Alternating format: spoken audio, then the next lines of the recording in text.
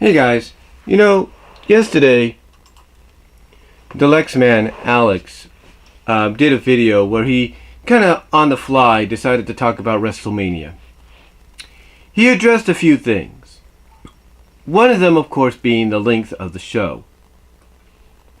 Now, I talked about this before in one of my recent Topics on My Mind podcasts, and Alex, I'm kind of glad, sees this as well. Because it'll be crazy for WWE to think they can do 8 hours straight of a main card. That'd be crazy. But instead, what you're getting is about 3 to 4 hours of a kickoff show and 4 to 5 hours of a main show. Now, some might say, well, Brian, there's also the rumor and discussion of 17 matches. How's that going to happen? Well, they pretty much have those figured out. I hate to say that, they do. They pretty much have an idea of what they want to do with some of them.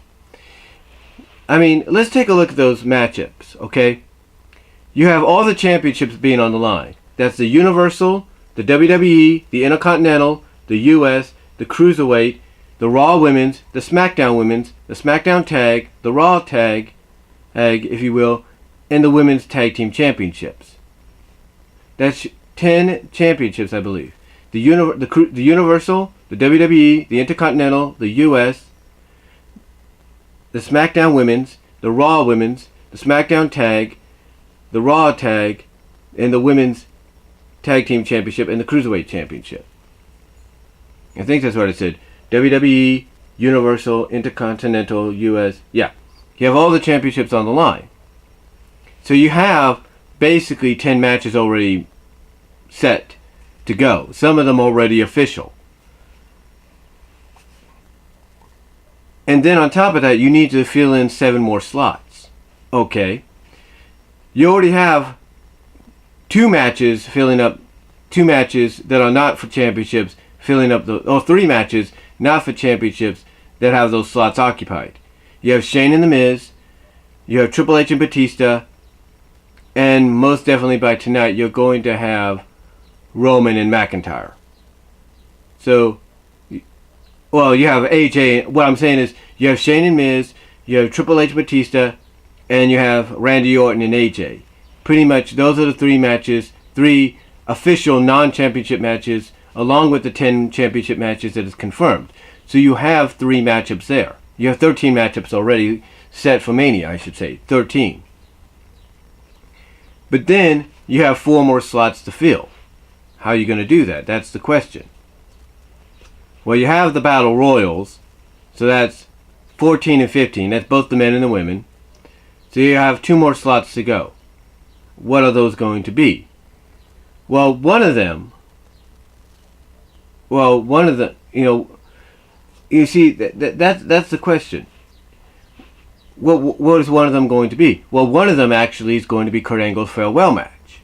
So that's 16 matches already. But you got 1 more to go. What's that last one going to be? You see what I'm saying? And we have a good idea of what that last match is going to be. It could be an Undertaker match, for all we know. But we don't know. You see what I'm saying? We don't know. So you have 1 more match that they have to make official. And I think they have an idea of what that match is going to be, but we pretty much don't see that right now. So you have 17 matches, 16 pretty much confirmed to happen. And that 17th match, to me, could be a freaking comedy match with Braun Strowman against the SNL guys. They're setting that up. Let's be honest. They are setting that up. But the point is, it shouldn't be too hard. I think what Alex, I didn't watch all of his podcasts, but I did contribute to some of it with Super Chats. I think what Alex was trying to get across is WWE, it's not hard for WWE to have to book the biggest show of the year. If they already have an idea of what directions they want to go in, even if they have to alter those directions, even if they have to change course a little bit when it comes to the directions they want to go in with with their plans, and have to alter them a little bit. It shouldn't be too hard to do so. Thus, it shouldn't be too hard to book the Super Bowl of wrestling, as people put it, with WrestleMania. It shouldn't be that hard. I mean, why do you think some people, I hate to say it, pay attention to Lucha Libre AAA? I mean, they're already building up to Triple Mania in August by already having press conferences for a match that was set up at last year's Triple Mania, and that's got people invested. Why do you think people look forward to a G1 Supercard? Because pretty much that's been planned out. Matches have been set up since the beginning for that, and the way they got them set up is very, very well done. You have winner-take-all matches. Winner-take-all, and they find a way to alternate things if they have to. I mean, one of the matches, one of the winner-take-all matches was the Briscoes against the Guerrillas of Destiny for both the Ring of Honor and IWGP Tag Team titles. But guess what? Villain Enterprises, which consisted of PCO, the former Pierre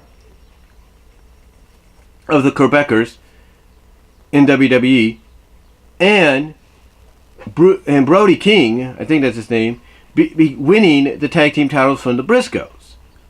So now you have the Ring. So instead of panicking, Ring of Honor said, okay, King and PCO are the tag champs. We'll just take the Briscoes out and we'll slot in the Villain Enterprises team of PCO and Brody King. And there you go. You still have your match happening.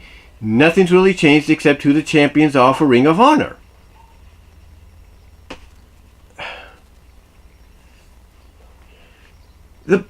And if it's not that hard for Ring of Honor to change up things that they've had planned for months along with New Japan, then it shouldn't be that hard in the eyes of a lot of folks for WWE to have WrestleMania ready to go, match-wise and lineup-wise. This close to it shouldn't be that hard. They should have it already put. What I'm trying to say is, they should already have it set and ready to go. What the lineup's going to be and everything. How long certain matches have to, be. How long of a time frame certain matches have to be given. They should already have that all planned out and ready to go. They shouldn't have to rely on the last second just to get people's attention. And as much as everybody hates me bringing this up, or anybody else bringing this up, this is what happens when you have a company that people are hyping up as being the company that could possibly give WWE the run for their money, that being All Elite Wrestling. This is what happens when a company gets so hyped up that the WWE itself, whether they want to admit it or not, are in desperation mode to try to win that audience back. And that's what WWE is right now. They're in desperation mode. They're trying to see, okay, what matches they can, focus on and feature at WrestleMania, both on the kickoff and the main card. And they're pretty much realizing, okay, wait a minute, what can we do? We can't lose our fan base. What do we do? Oh, I know. Fans like it when there's so many matches on a card, and it's this long of a show. Why not give that to them? Why not double that? And that's what they're doing. Do you think them combined together, of the kickoff show and the main card being 8 hours combined, do you think that's being done because WWE just decides, let's just break a record and do longest WrestleMania? No. They're doing that because they pretty much say, well, that's what the fans want. Let's give it to them. Oh, but they also like having a lot of matches on those kind of cards. Those kind of long duration of cards. Let's put this many matches. They're doing what they can to win that audience back. That's why you have the length of matches that you do at WrestleMania. Whether people want to agree to that or admit to that or not, it's the truth. But again, even if that's the case, it shouldn't be that, even if that's the case or it's not, it shouldn't be hard, according to a lot of people, for WWE to book WrestleMania. It shouldn't be that hard to book the matches and the stories along with those matches to help hype up how big and WrestleMania worthy these matches are. I mean, Dalyxman basically pointed it out. And I pointed it out. Everybody's pointed it out. After all this convolution that you put on the women over the past couple of months, trying to be unpredictable and all that, which you, in a sense, weren't really succeeding at, you have to let the women carry the matchup, carry the rest of the match, or carry the promotion for the rest of the match by themselves. Don't let anybody, McMahon's or anybody, interfere. If they want to do a work shoot or straight up shoot on each other, let them do it. That's going to build intrigue, especially now, since as of today, WWE has basically made it official that the women, Becky, Ronda, and Charlotte, are going to close out, headline, and truly main event WrestleMania. Now, I wouldn't be surprised if WWE decides, oh, we did that, but then they decide behind the scenes, but let's make them think we've changed our minds. Yeah, let's do that. Don't be surprised if they try to pull that kind of a crapshoot, or that kind of an attempt or a risk, just to get you more invested, just to make you think, are they going to do it? Are they changing their minds? Are they? Or they just don't. WWE does not need to do that. Okay, they don't need to do that. What they need to do is let the women promo-wise shoot in a work shoot or a legit shoot-wise, let them carry the match and go from there. Let them carry the match. If you want to insert Stephanie McMahon into the equation next week because that's the go-home show to Mania, then go ahead, fine, do it. If you want her to have a shoot angle with Ronda, doing a contract signing or whatever, talking about how Ronda's disgracing the business because she's basically tearing down the curtains and you're taking the fun away and all that, then fine. I came out and said it myself. If you want to do that, go ahead and do it. Go ahead and do that if you want to. Because, as much as I hate to say it, Stephanie McMahon, a McMahon, coming out and basically calling out Ronda for what she's doing as a disgrace and everything, in a sense, kind of would work. Because you would have Stephanie McMahon, not as a character, but as Stephanie, the real person, coming out and saying, look, let's be real here. You want to be real? Let's be real.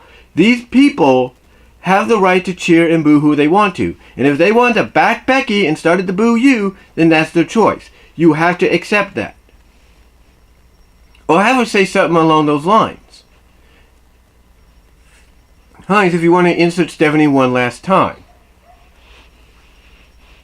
But the point is, if that's the only time you're going to add Stephanie back into the equation, fine. All the other times, tonight, tomorrow night, next Monday, and next Tuesday on SmackDown, the go-home shows, you let the women, besides maybe that one moment with Stephanie, if you want to do that, you let these three ladies carry the match. But again, it shouldn't be that hard and convoluted. Alex pointed out the most obvious thing about them convoluting and overcomplicating the storyline. You could have easily had Charlotte come out, argue her case of the fact that Becky was allowed into the match because Lana got hurt, and Becky technically won it, technically won the Royal Rumble, but she was not an official participant. I was. And the easiest scenario is you could have just said, okay, fine. You could have had the McMahons if you wanted to bring them out. You could have said, okay, fine. You could have had them say, okay, fine. You're both co-winners, and you're both going to face whoever you want at WrestleMania. Or you'll both get the opportunity to choose who you want to face. And if both choose Ronda, then fine. There you go. Triple threat match set. Done. No injury angles, no Becky coming out on crutches or anything like that needs to be put into that equation. Just let the women build the matchup themselves. And just go with what I said. That's how easy it is. That's how a lot of people are saying how easy it could have been instead of trying to be unpredictable and screwing it up. The same with Kofi Kingston and Daniel Bryan. Now you're making people believe, oh, is Kofi going to quit? Is he AEW bound? That's what WWE is trying to get you to do. And yes, it got you invested. It's getting you invested, but they know everybody sees where it's heading. Whether it's one-on-one or a multi-man match, they know Kofi's getting his shot. And they know Kofi will probably win at WrestleMania. They're trying too hard to make something overcomplicated, and it shouldn't be. All because of the fact that WWE is in desperation mode. People are hyped about All Elite Wrestling. They're talking more about Double or Nothing. They're talking about the other show that comes out 2 months later or a month later, as well as the next All In. They're all hyped up about that, more so than WrestleMania. And WWE doesn't like the spotlight being taken away. Vince McMahon does not like the spotlight being taken away. More fans are excited about Ring of Honor New Japan G1 Supercard at the Garden than they are about WrestleMania. And Vince doesn't like that. He wants the attention on them. Fans are more excited about Impact Wrestling Rebellion and what's going on in Impact than they are WrestleMania. Kind of get what I'm saying? You got all these situations going on. You got people more excited about Battle Riot 2 from Major League Wrestling than you have them excited about WrestleMania. And that's why WWE right now is in desperation mode and is pulling out all these stops to try to get you invested in WrestleMania.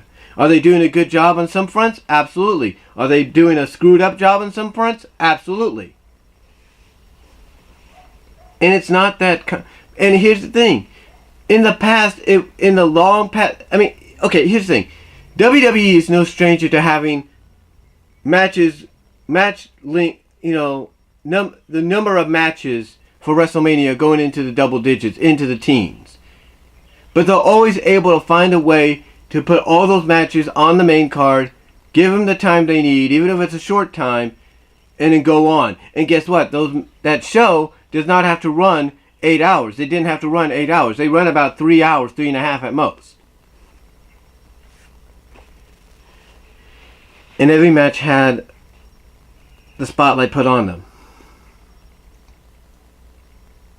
And what's funny is WWE, they want to go back to the roots, right? They want to make wrestling fun again. It wasn't that complicated for them to book WrestleMania back then, all the way back in the middle of freaking the year before, to lead up to what we were getting. It didn't take them that long. It wasn't that hard. They weren't throwing stuff against the wall, to see what sticks. They were pretty much going with what they had. Or what they pretty much knew they had planned in the works and what they wanted to build towards. Each and every match, each and every superstar knew what they were going to be taking part in when it came to WrestleMania. And yet now, WWE can't even pull that off. I mean, this is why people want Paul Levesque, Triple H, to take over. Because he pretty much has his NXT TakeOver shows planned in advance of who he wants to push, who he wants to make the top guy and gal. That's why people love TakeOver more than the main roster pay-per-views. And again, when it comes to WrestleMania, it shouldn't be that complicated. It shouldn't be that complicated for WWE to book the show of shows, the showcase of the Immortals. It shouldn't be that hard. So, that's all I'm going to say in this reply to Alex's video. Check it out. Give him some love. And let me know what you guys think of what I had to say. Alex, I'd love to hear what your thoughts are on what I had to say here. But, again, it shouldn't be that complicated, folks. So let me know what you guys think down below. Comment if you like. And I'll talk to y'all later.